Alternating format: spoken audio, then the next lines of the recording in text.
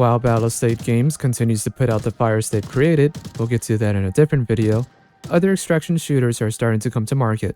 Finally. This is Arena Breakout Infinite. Got one. Looks like I got one. Oh my god!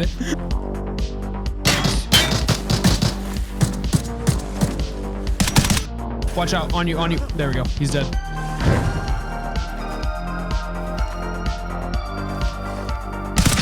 Tower's down. Nice.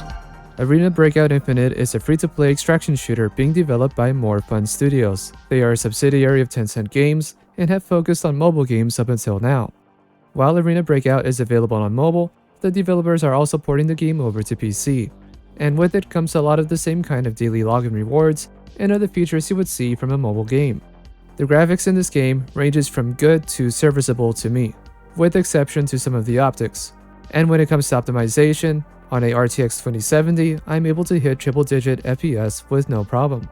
While it's not all bad, it definitely isn't all good either. Let's get into it.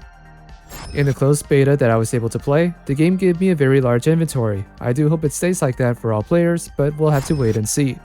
The inventory system is basically one-to-one with Tarkov, give or take some small differences here and there. That said, there are some good quality of life features that make the game easier to understand.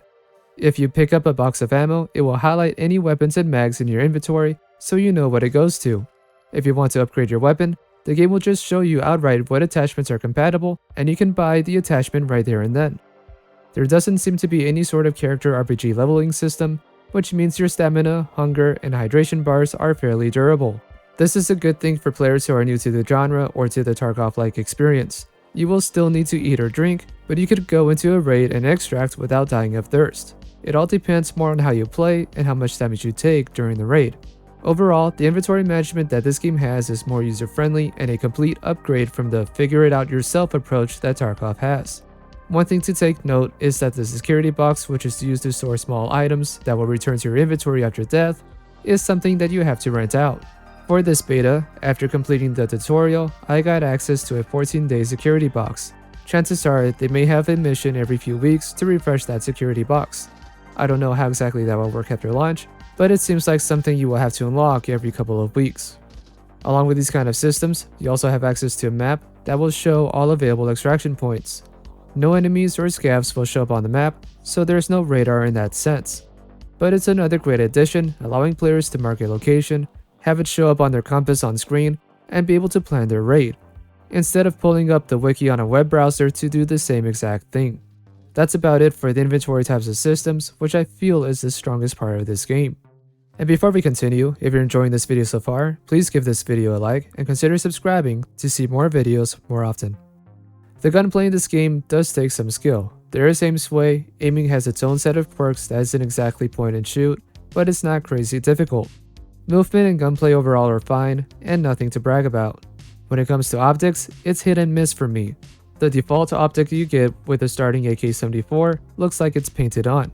It's a very dated look and one that stands out to me like a sore thumb. On the other hand, the hollow sight looks really good. Not all attachments work on all weapon platforms, as you may expect from this type of game. The different weapon sounds seem fine to me and are fairly accurate with where they are coming from. And as I mentioned previously, you don't have to guess how to build a weapon.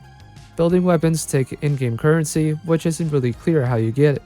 You can get some currency when completing missions, but it's not a large amount. For reference, the beta gave me 500,000 credits, and building a base weapon costs about 10,000.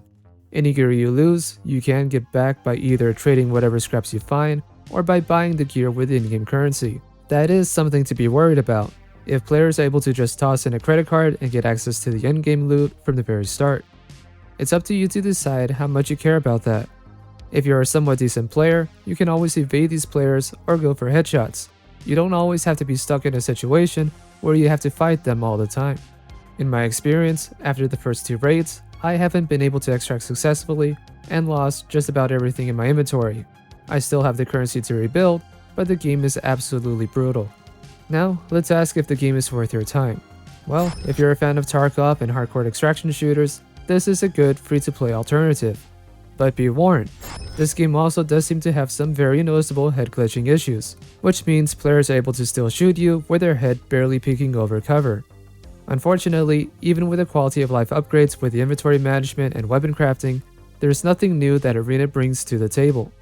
If you weren't a fan of extraction shooters, there's nothing this game does to soften that blow, outside of giving you a bunch of starting credits to rebuild your inventory however many times. And that seems to be a recurring problem for me personally. Back when PUBG was the biggest battle royale, I wasn't really a fan of the genre. Then Apex Legends dropped, and I played that for nearly a year straight, until the developers started making changes that I wasn't a big fan of, and continued to ignore other issues that's been in the game since launch. Now with extraction shooters, I don't really like most aspects of Escape from Tarkov, outside of the realistic setting and weapon crafting. The rest of the game is just too frustrating, and I'm not the biggest fan of constantly going bankrupt. It really doesn't do any good for my mental, and I get no enjoyment risking gear to do the first few quests in the game. And on the more casual side of things, Call of Duty's DMZ mode does absolutely nothing for me either, because the weapon crafting is limited to 5 attachments per weapon, and there's no inventory system once you're back at base. There's still plenty to explore in the extraction shooter genre, and there definitely are ways to make it more arcadey and encourage players to continue playing instead of feeling like they're going to lose their entire inventory in a few short hours. Unfortunately, Arena Breakout Infinite is not going to be the one to do that. So, hopefully you guys can enjoy this alternative, but for me, I'll just have to keep on waiting. Let me know what your experience has been with Arena Breakout in the comments below. Until then, I am Mr. Rain, and I'll see you next time.